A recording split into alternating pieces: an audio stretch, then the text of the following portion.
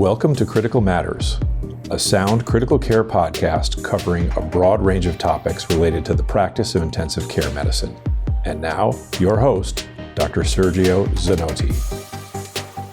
A couple of years at a dinner party, talking with an acquaintance, I was told by him of the experience him and his family had had in the ICU with his elderly father in his 80s being intubated, delirious after heart surgery for several days, and ending up staying in the hospital for almost 70 days.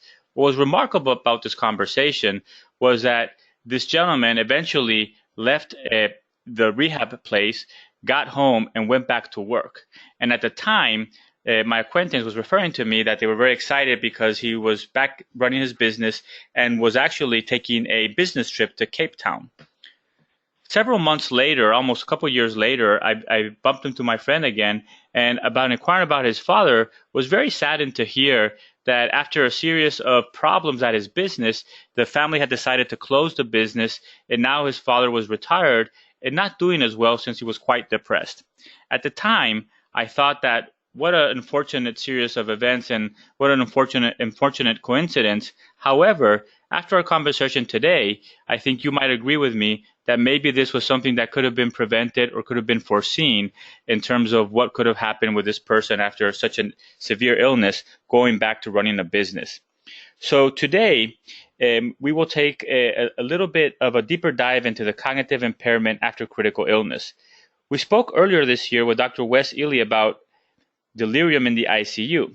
And it is obvious to me now that diagnosing delirium in our ICU patients is only the tip of the iceberg. Over the last years, we have recognized that the impact of delirium and of critical illness on cognitive function in survivors of critical care is an enormous problem and a huge challenge. Today, we will discuss the problem of cognitive impairment after critical illness. Our guest is Dr. James Jackson. Dr. Jackson is the Assistant Director of the ICU Recovery Center at Vanderbilt, a Research Associate Professor, and the Lead Psychologist for the Critical Illness, Brain Dysfunction and Survivorship Center at the Vanderbilt University School of Medicine. A licensed psychologist and active researcher and clinician, he is one of the world's leading authorities on depression, PTSD, and cognitive dysfunction in survivors of critical illness. He has authored over 90 scientific publications in leading scientific journals, and it's a true pleasure to have him today on the podcast. Jim, welcome to Critical Matters. Thanks so much. I'm really happy to be here, and I'm really excited to engage these important topics with you. And I think as we were discussing before we started recording, I think most ICU doctors are very focused on what happens in the ICU, but once the patient leaves the ICU, and even worse when they leave the hospital, we're really not aware of a lot of the struggles that our patients might be encountering. And I think that this is an area that we have learned a lot lately. There's still a lot to be learned and to be done, but I think it's a good place to start. So why don't you tell us about the Brain ICU study? I find this study that was published in the New England Journal of Medicine a couple of years ago to be a landmark study that really started making people think a little bit different of what happens to people who survive critical illness. I'm glad to tell you about the Brain ICU study. It was published, I think, in 2013. It's hard to believe how quickly time is flying. Published in 2013 and conceived long before that. I think nearly 20 years ago, we scratched our head as we began to interact with ICU survivors, and we began to ponder how significant the cognitive deficits might be that they had. People anecdotally were certainly reporting real difficulties in areas like memory and executive functioning and attention. And there were a number of important studies, but relatively smaller studies that had documented cognitive deficits, but none of them had a really large N, which of course is important. And many of them had been done with specialized populations, that is with people with acute respiratory distress syndrome and people with sepsis. But our view had been that the challenges were not unique to people with sepsis or with ARDS, that really, regardless of what brought you to the ICU, you were likely at risk for developing cognitive dysfunction. So that's what we decided to study in the context of the Brain ICU study, a cohort study where we enrolled hundreds of patients, I think 800 or so patients, and we followed them up for about a year. In general, we tried hard to enroll patients with cognitive intactness. We tried to exclude people with pre-existing dementia because we were interested in new cognitive deficits. It's no simple thing to do that, but we tried our best. And we tracked these people at 3 months and at a year using relatively comprehensive methods of neuropsychological testing. We used a battery called the repeatable battery for the assessment of neuropsychological status. I don't want to get into the weeds here. I could get overly detailed, I think, but suffice it to say, we found out that between a third and half of ICU survivors in this large study had really meaningful, really clinically significant cognitive deficits. And we found that the severity of these deficits was worse than what you would see in moderate traumatic brain injury, often worse than what you would see in mild cognitive impairment.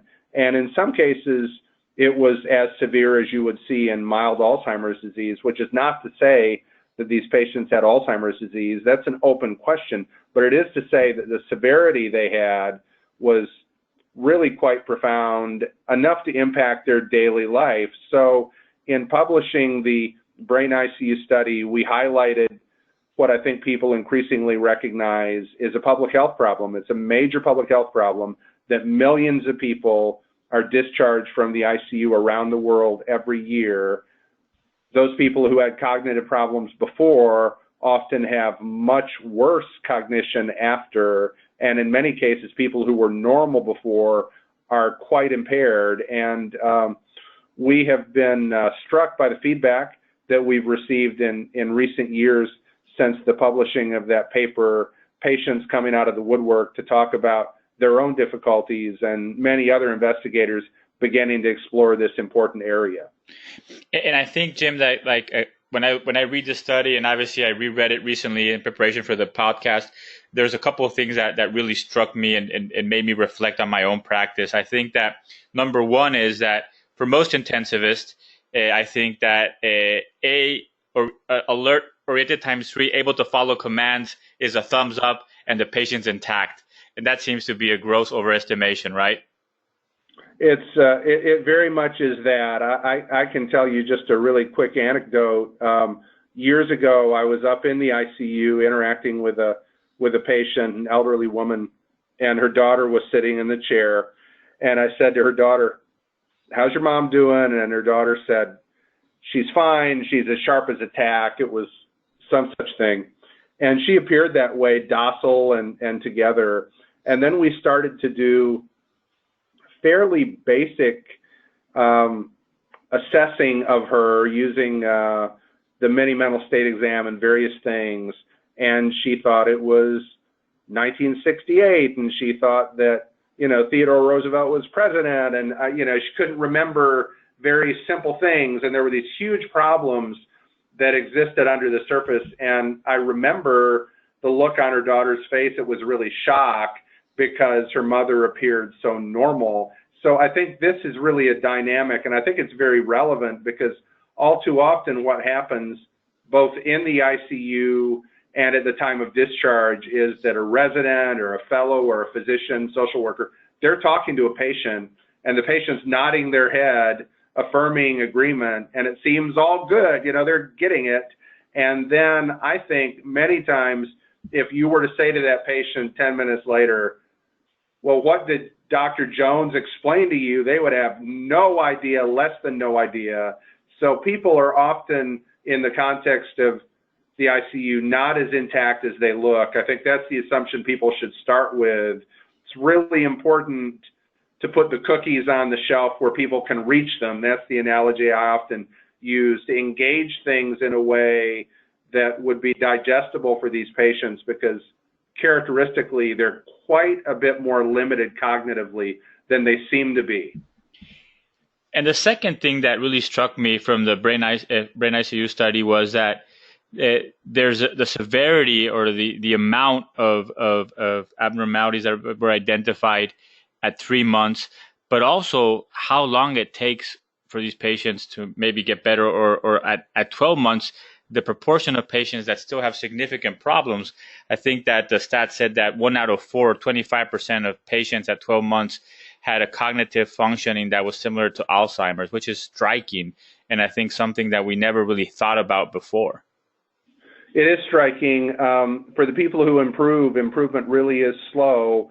We have a cohort of a few hundred patients now that we have followed over a more extended period of time here at Vanderbilt, and even with them, we see really persistent challenges, and it's an issue that cuts across a lot of domains. One thing we find is that often these patients have it in their head, there's no particular reason they think this, but they have it in their head that they'll be better by a year, or they'll be better by their birthday. They have some arbitrary time frame that they use. They'll be better by then cognitively. And when that year comes and they're not, that's often when we see pretty significant depression and anxiety ensue, because for some reason they think that their improvement was certain, even though we don't suggest that. So I think we're still learning what the arc of recovery looks like in ICU survivors, still learning who the people are that tend to get better, who the people are that tend to get worse. I think it's an open question who exactly those people are, but to be sure, this recovery is a long process, and undoubtedly there are a meaningful percentage of people, perhaps the majority, who never quite return to baseline. And I think that as we move on to another, within the topic, just as a take home, I think three important things that I want to make sure our audience takes from this paper is, one, that the prevalence of cognitive dysfunction is real and is very high in ICU survivors. Number two is that the time frame is prolonged, and at 12 months, still a large proportion of patients have severe cognitive impairment. And number three is that we probably need a little bit of a deeper dive in terms of using more sophisticated testing than just asking people how are they feeling and having very superficial conversations to start to identify these. And we'll talk a little bit more about that a little bit later. Great.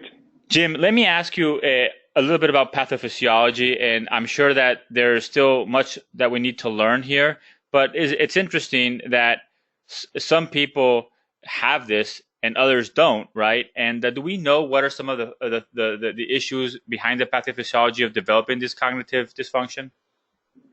I'm not sure we know a great deal about that. We certainly know much less than we'd like to.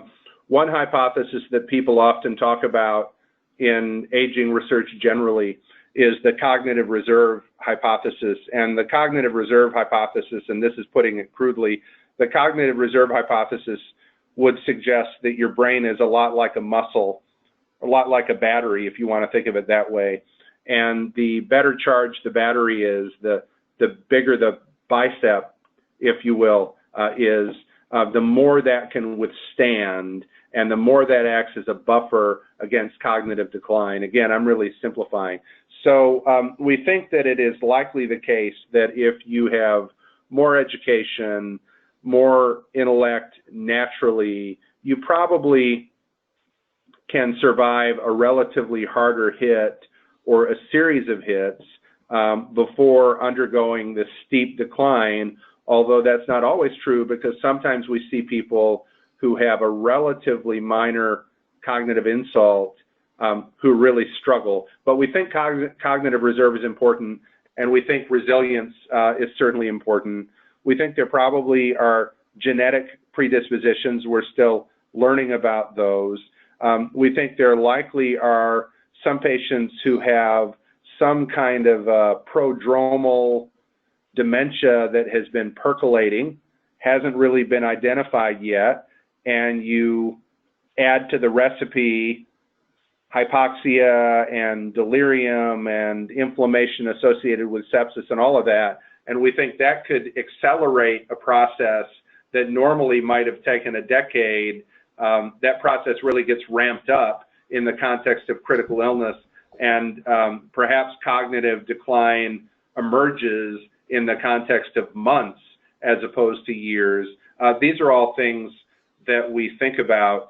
Delirium is certainly problematic, and that's a risk factor that we look at a lot. We're not exactly sure what happens mechanistically that links delirium and subsequent cognitive decline. We continue to grapple with whether delirium is simply a marker of cognitive decline or whether it's fundamentally injurious. But the reason I mentioned delirium in particular is because there are some risk factors that presumably are modifiable. Delirium would be one. We could potentially reduce that. There are others that really aren't. For instance, sepsis is probably a risk factor for decline, but you come in with sepsis or you don't. So many research efforts are really being directed toward trying to engage what you might call low-hanging fruit, things that we could potentially modify with the hope that if we reduced those, we'd reduce the likelihood of cognitive impairment. We're engaging in neuroimaging. Some people are engaging in the development of animal models to try to get underneath what this linkage between critical illness and cognitive impairment is, but that's still very much a work in process. And I think that some of the things that you mentioned, I wanted to dive a little bit deeper in. When you say a cognitive reserve, is I guess that refers mostly to the health of your brain. So somebody who has mild dementia, for example, has mild cognitive impairment at baseline, after critical illness probably have a much accelerated or worse outcome, correct? We do think that if they have mild cognitive impairment, for instance, they're at heightened risk of worsening cognitive decline, yes. So that's clearly something that is a concern. The other thing that complicates all of this, by the way, is that many of our ICU patients, I'm not sure if it's most, but many of them have medical issues that have cognitive implications already. That is, they may have heart failure, they may have sleep apnea, they may have diabetes, they may have kidney failure, all these sorts of things. And all of those conditions have whatever cognitive baggage they have. So when you take an individual with multiple medical challenges, numerous critical illnesses, they are already at a bit of a tipping point. And I think the way we think about it is the critical illness sometimes is the push, unfortunately, that shoves them over the ledge and sometimes enters those people into a season of extended decline. Yeah. And what about, I had experience, I remember as an intern, admitting a judge who was very, very well known in Chicago, and admitted him. It seemed like a normal admission. He was coming in for some procedure. And I was very surprised when the primary care physician came by later and was telling me that he was severely demented, and I had not picked that up. What about the level of function or education? Is that also something you would consider being part of maybe cognitive reserve? Very much, yeah. Cognitive reserve is closely related to things like education. Cognitive reserve is closely related to formative educational experiences. So we think in general that people with more reserve can endure a larger dose of critical illness, but as you've noted, that isn't always true in every time and every place.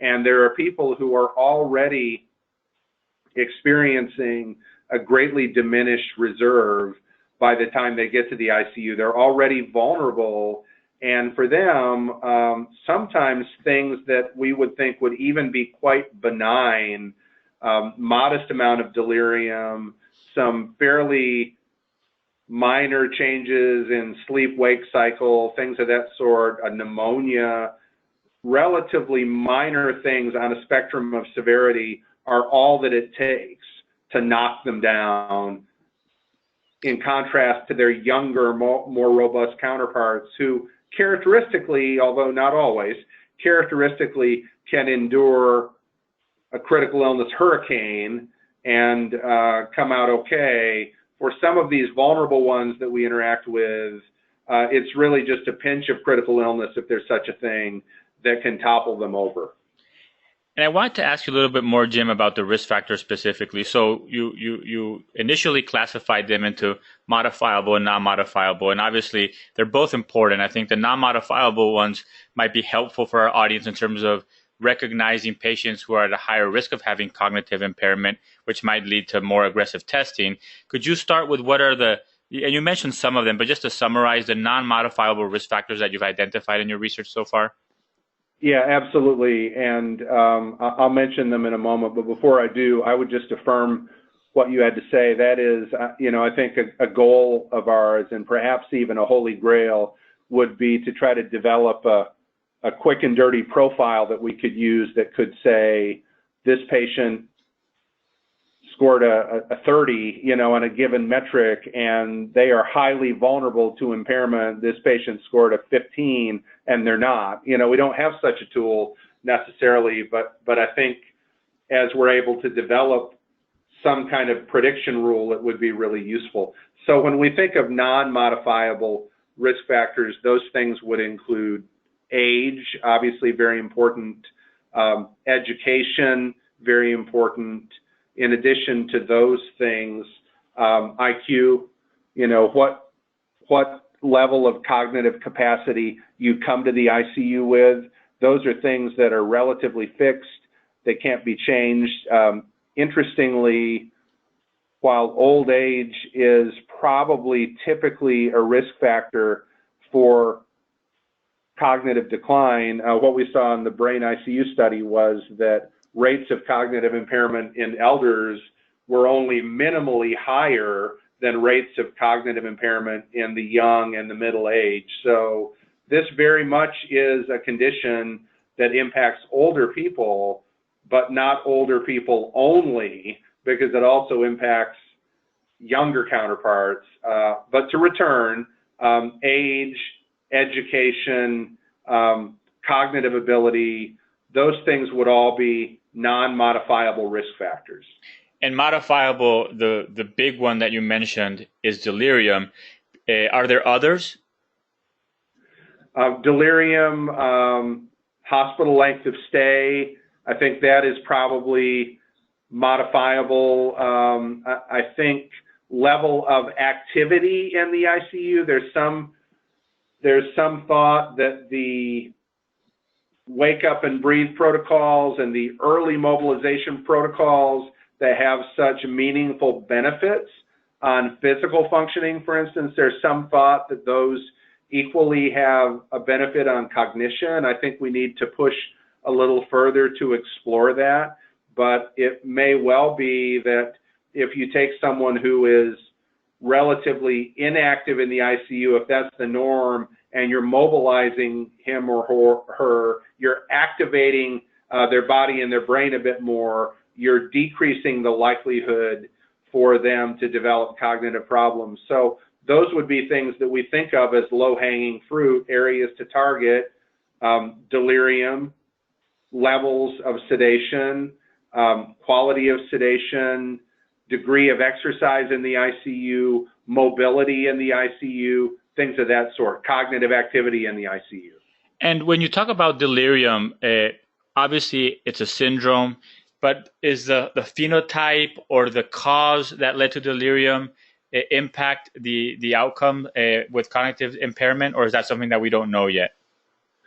I don't think we know that as fully as we might. Delirium can be induced or caused by so many different factors, metabolic, drug-related, et cetera, and I think it remains to be seen whether the outcomes are very much different based on those respective expressions of delirium, or whether in general delirium is problematic with respect to outcomes, regardless of where you find it.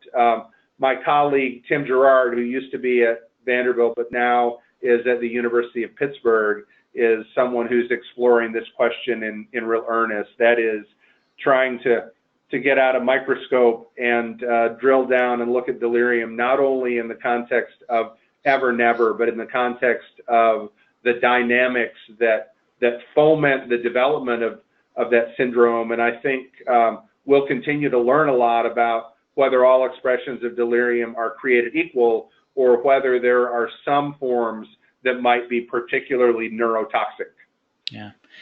So we talked about these risk factors, and we'll talk about treatment or what are the things that we can do a little bit later. But I wanted to first focus on diagnosis. So we spoke, Jim, earlier and stated that the assessments that most intensivists do at the bedside are very primitive. And obviously we'll have a lot of false negatives in terms of we think the patient's okay, but there really might be a lot of problems underneath. What do you recommend for us to do in the hospital? And what is the proper follow-up for patients who we identify as being either high risk or having some evidence of cognitive impairment? It's a really good question, and it's a really complicated question. Complicated because if we referred or did a consult with every cognitively impaired patient in the ICU in a given hospital, much less the country, I think we would completely overwhelm our referral system pretty immediately. We did a study years ago, the ABC trial. Again, Tim Gerard, who I referenced earlier, led that study. And the ABC trial, I did cognitive testing on 150 odd patients while they were still in the ICU. And about 97% of those patients that I assessed while they were in the ICU had quite profound cognitive impairment.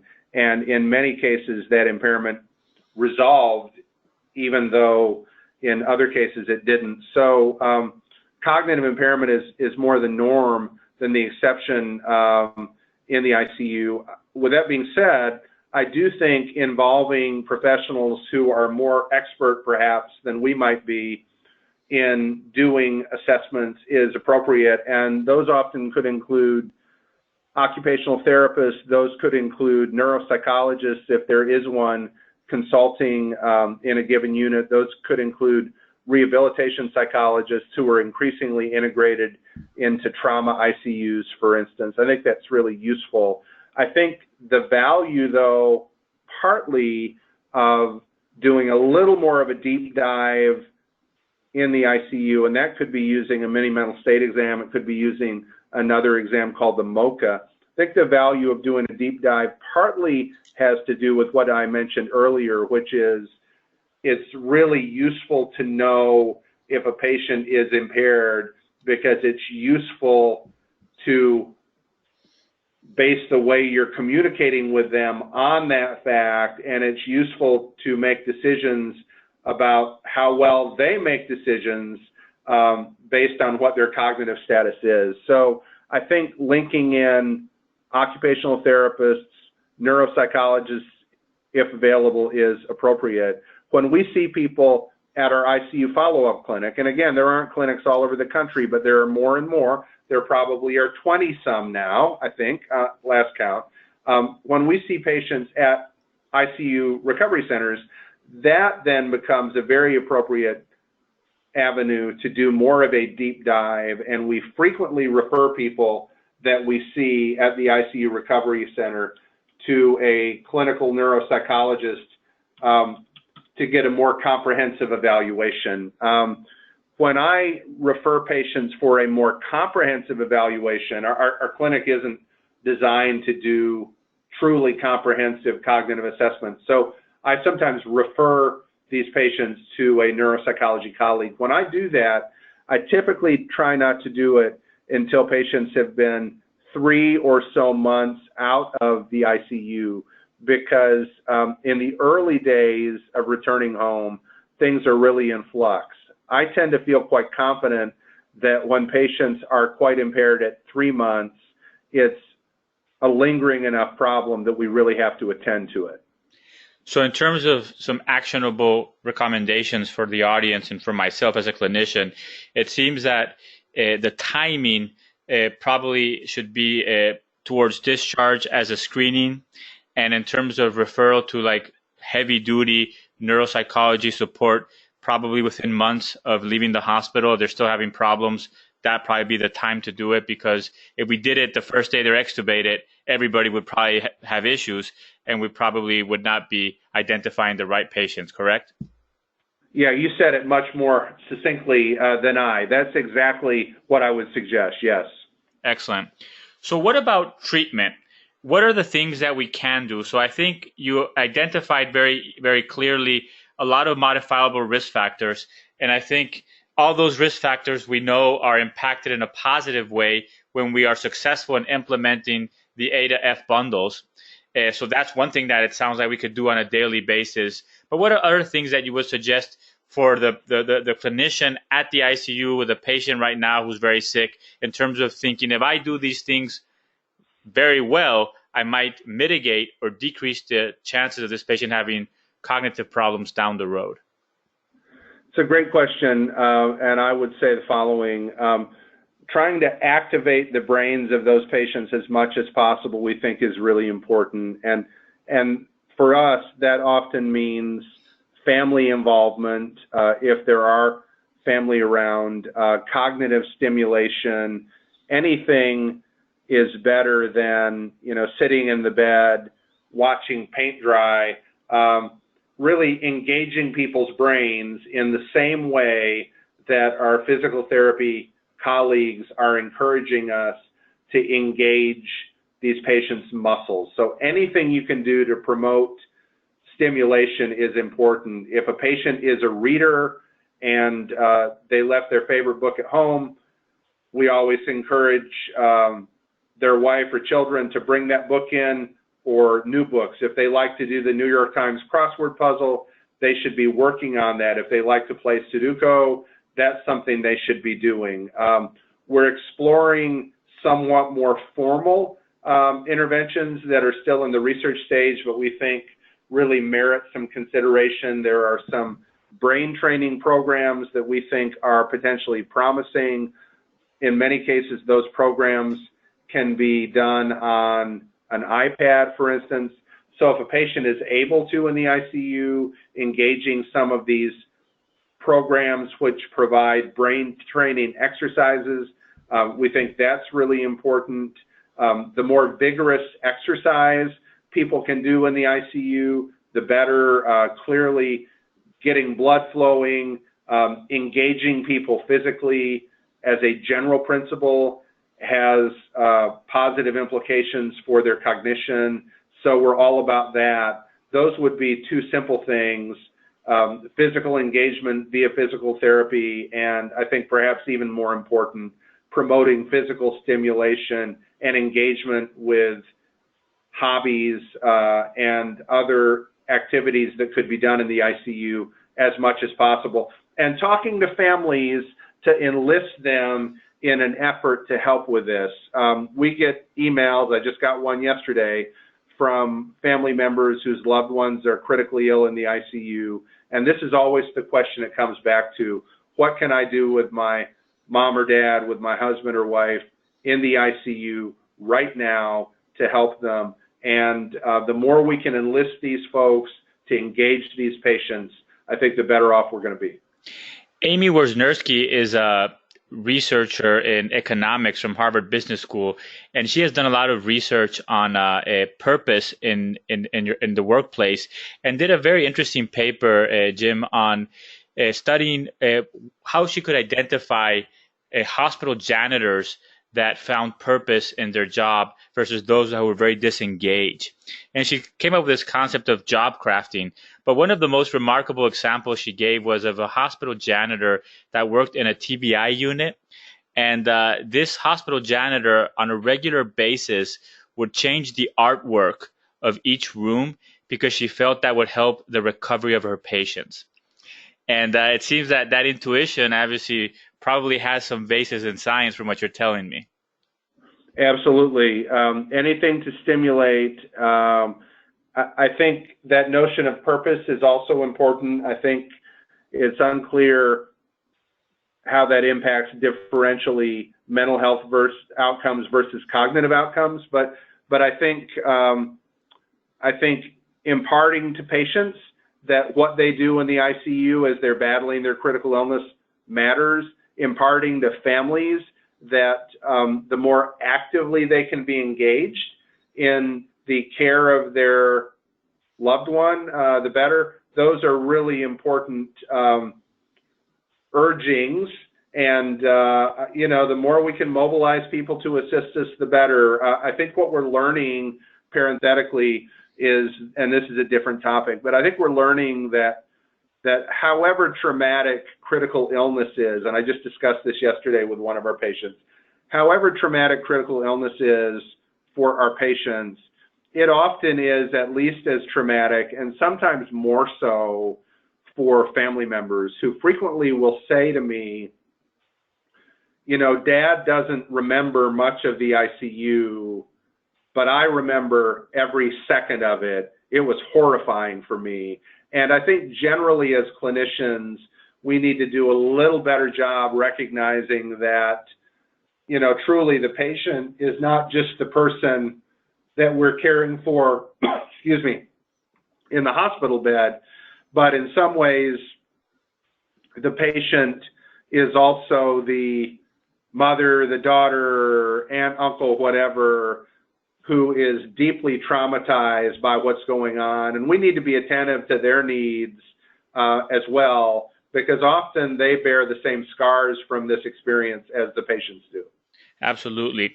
And I think that we have mentioned some of the things that we can do on a daily basis while the patient's in the ICU. Based on our conversation, it also seems that an area of opportunity is providing more insight and information to patients and families as they leave the ICU or leave the hospital, whether it be in terms of things that they can expect or things they should look out for. And I guess the last part, which I wanted to ask you, Jim, about is what do we do for patients who are now gone from the hospital? They're 3 months out of this and they're having significant problem. If they were to call us, how could we help them? It's a great question, and here's what I would say. We've talked a lot about dementia in the context of critical illness, and to be sure, one model of understanding what's happening with these patients is dementia. But another model that we could use to understand what's happening with these patients is a brain injury. When you think of a brain injury, you think of an individual who was moving along, minding their own business, if you will, and there was a discrete event that happened to them. It impacted their brain, and as a consequence, they're different. Now, often when we think of brain injuries, we think of traumatic brain injuries. Those might involve a fall from a roof.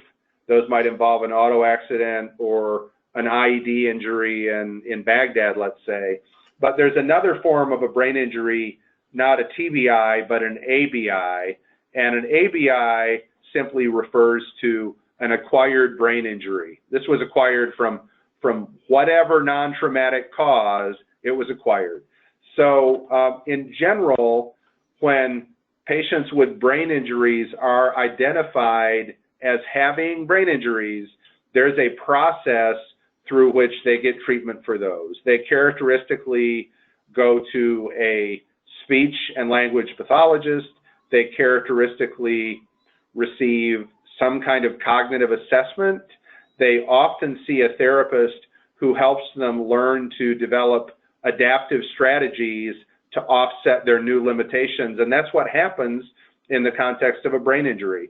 I think that model is in some ways a lovely model for what needs to happen with our cognitively impaired ICU survivors. They need to see a neuropsychologist or some similar individual who can characterize the magnitude and the nature of their cognitive deficits.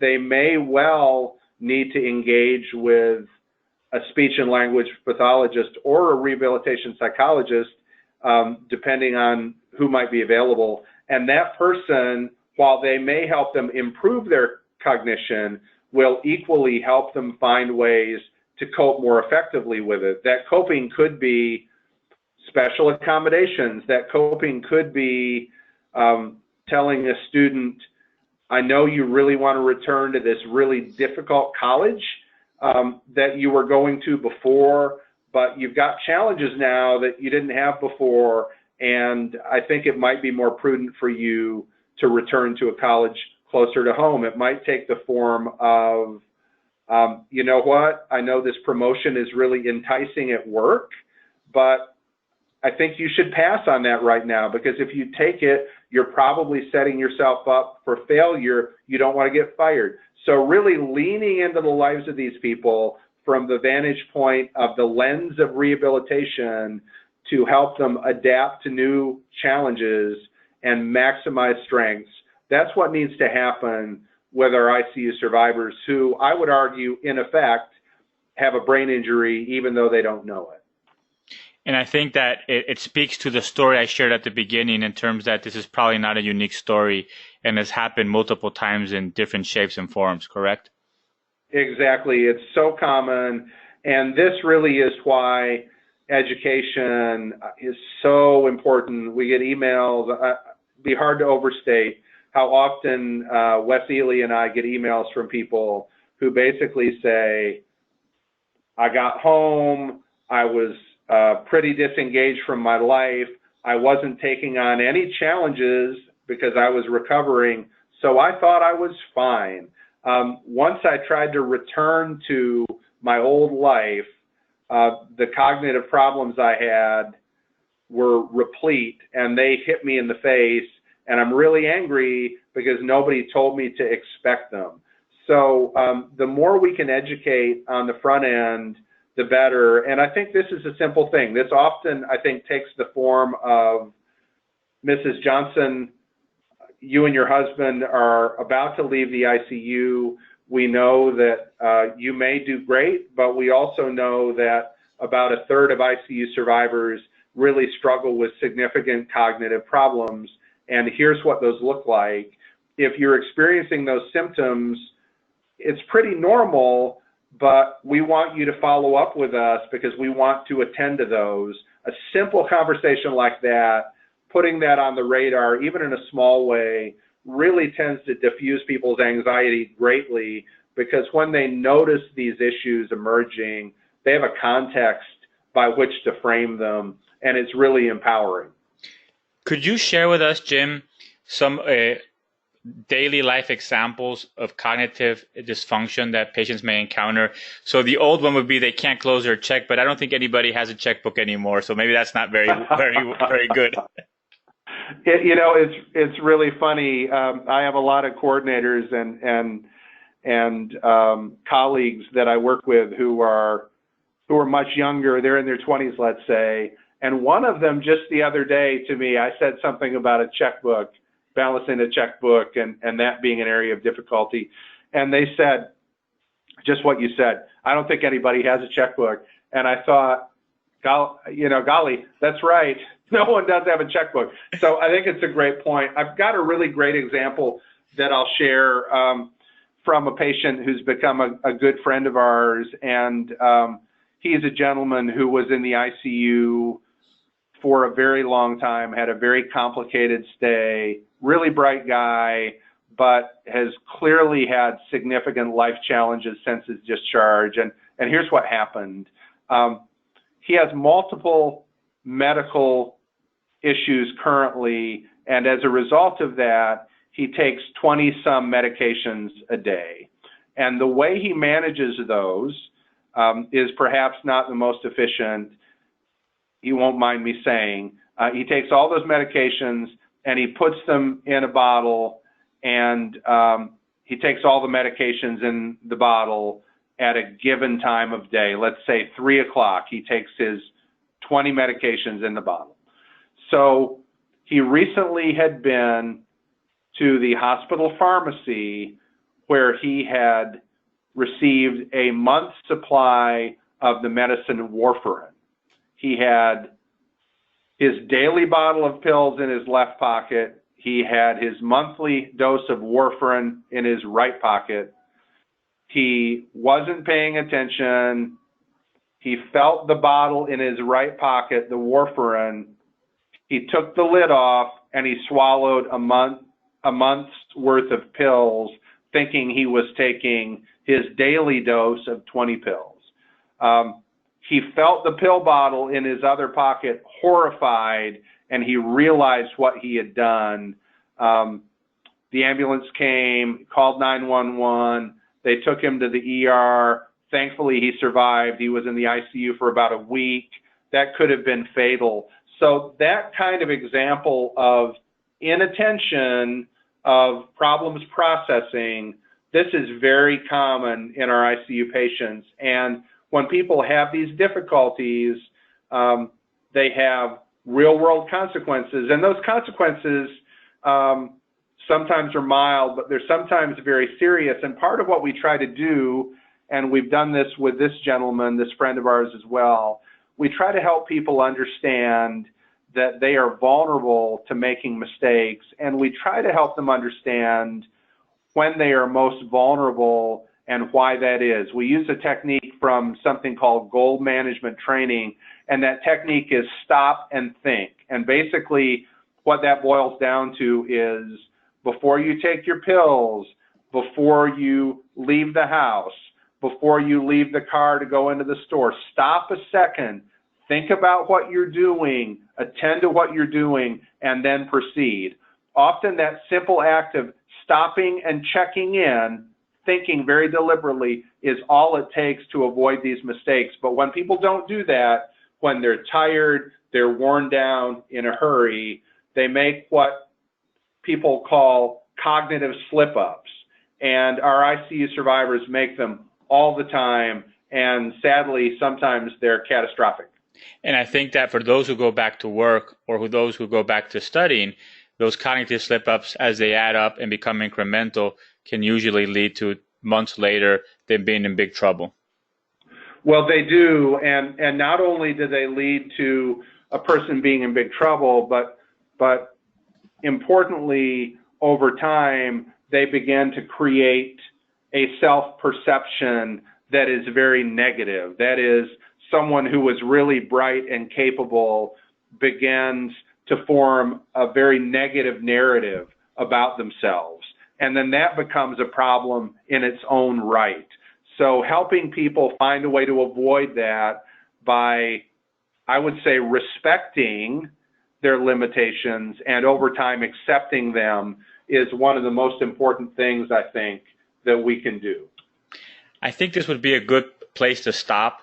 And as I mentioned at the beginning of the podcast before we were recording, at the end, we like to close with some questions that are unrelated to the topic we were discussing, but I think do tap into the wisdom of our guest. Would that be okay, Jim?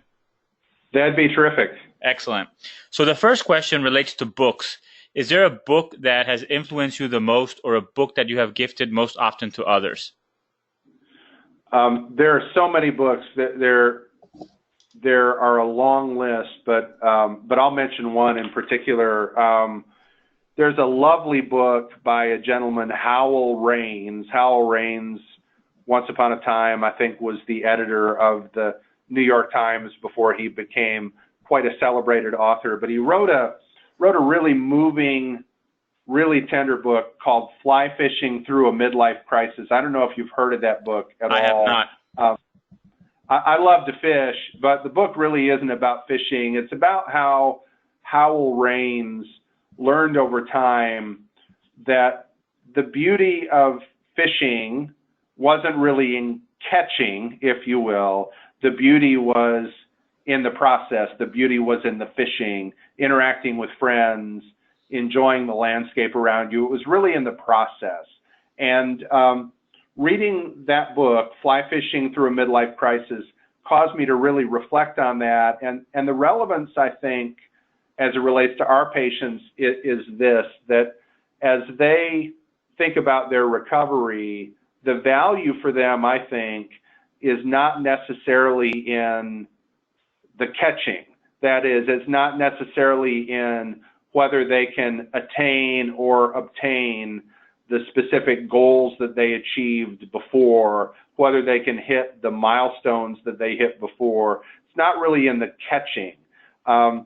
The ebb and flow for these patients, the beauty of the lives of these patients, particularly those who tend to recover well, is that they learn that I can't catch, to use this metaphor, I can't catch what I did before, but I'm finding value in fishing. I'm finding value in living. I'm finding value in being. And that's a message in our ICU support group. We have a terrific ICU support group here at Vanderbilt. And I think these patients are really impacted by one another as they come. But the lesson they impart so much is, I'm not doing the things that I used to do, but that's okay.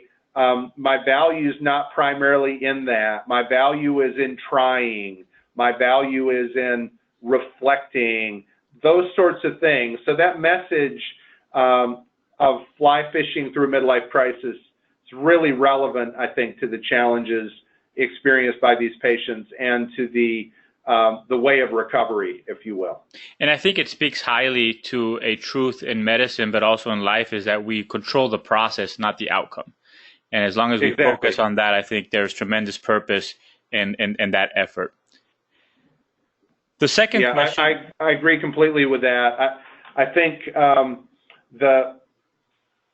the goal clinically for us, among many others at the ICU Recovery Center, is often to help patients become, dare I say, a little less focused on these temporal outcomes. They want to know, am I going to be better at 6 months? Am I going to be back to normal at a year? The people who recover a bit better are able eventually to let go of those arbitrary milestones, and they're able to say, it takes as long as it takes. I'm going to hold on to this lightly. When I do better, I'm going to be happy, but I'm not going to get too high. When I struggle, I'm going to feel it, but I'm not going to get too low. I'm going to let the process unfold in whatever way it unfolds, and mindfully, I'm going to be accepting of that. And that's what fly fishing through a midlife crisis talks about, and that's what we try to promote in the lives and the minds of our patients. Excellent. So I'll definitely put this in the show notes, and I will pick up a copy. Sounds like a very interesting read. I've got an extra copy, so I'll drop one in the mail for you. Excellent. Thanks, Jim. Yep. The second question is, what do you believe to be true in medicine or in life that most other people don't believe? That's a really complicated question, and one that I've done quite a bit of reflecting on. I was at a workshop seminar just yesterday, and it was really interesting. We were talking about the role of suffering, and in particular, whether suffering could be redemptive in the lives of ICU survivors. And there was a gentleman in the support group who had had a truly traumatic event happen to him that had led to his trauma ICU hospitalization, something pretty horrible. And he sat next to his wife, lovely wife, holding her hand, and he said, on some days, I genuinely believe that I'm a better person because this trauma happened to me, because this is the only way that I could have experienced this growth in my marriage and this growth in my life, even though it's been hard.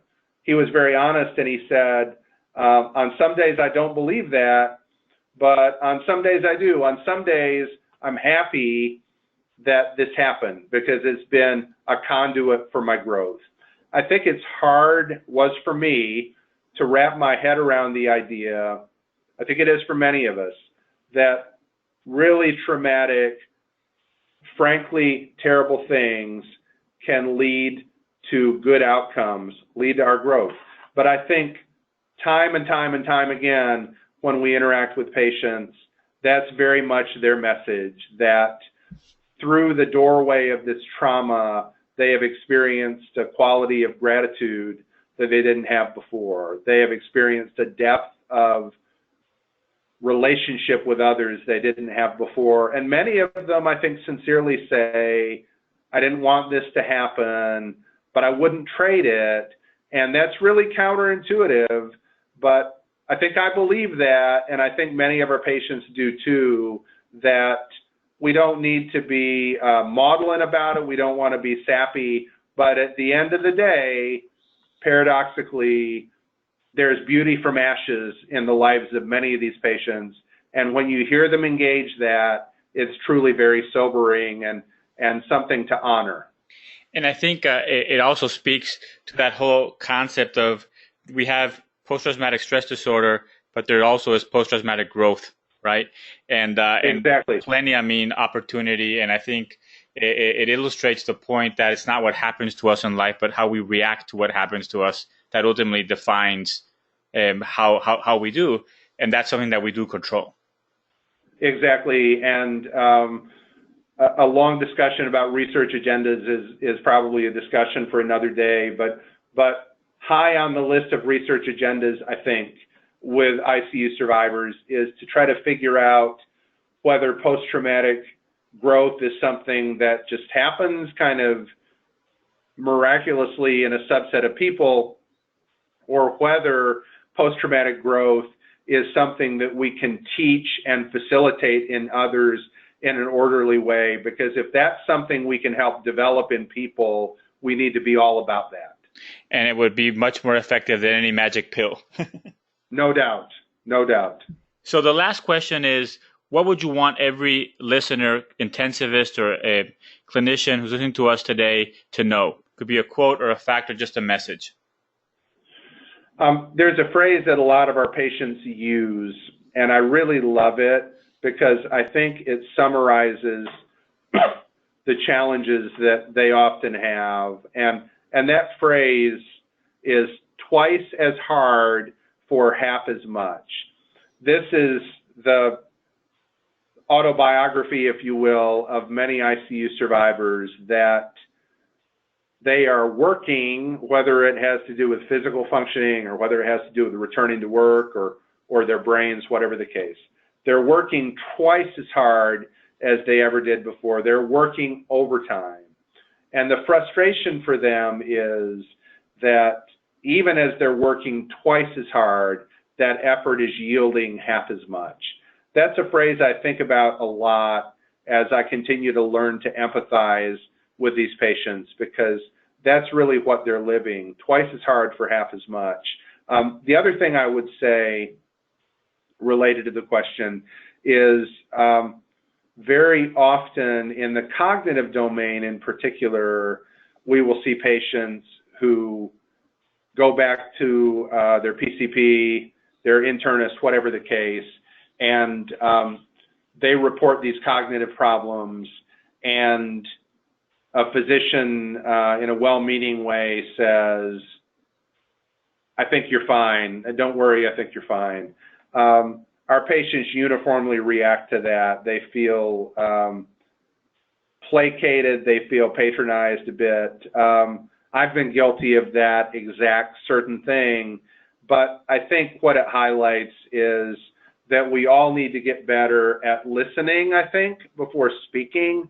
We need to get better at interacting with patients and allowing them to tell us what the problem is, as opposed to transposing our notion on them. I've often referred to an analogy. I think the great business thinker Stephen Covey is the one who talked about this. I'm not sure, but he talked about the picture, and I'll wrap up with this. He talked about the picture of a ladder, of climbing a ladder up the wall of a building, and you get to the top and you feel so happy because you've climbed the ladder, until, horror of horrors, you look around and you climbed up the ladder leaning against the wrong building. And what that has meant to me is that as we interact with our patients, whether it would be clinical or perhaps particularly in a research context, we need to make sure they are telling us where the ladder should be, what the ladder is, where the building is. They need to be telling us. I want them to help inform my understanding of them, my agenda, as opposed to taking my notion of things and putting it on them, which I think is congratulating myself for climbing up the ladder, and then realizing that the issues I'm engaging with them are not even the issues that they are prioritizing. We need to make sure that doesn't happen. And I think that's a perfect place to stop. Jim, I really enjoyed the conversation. Thank you so much for your time and sharing all your insights and knowledge with us. I hope to have you back on the podcast soon to talk about this and other very important topics. Thanks so much. I really enjoyed it. Thank you. Thanks again for listening to Critical Matters. Make sure to subscribe to this podcast on iTunes or Google Play.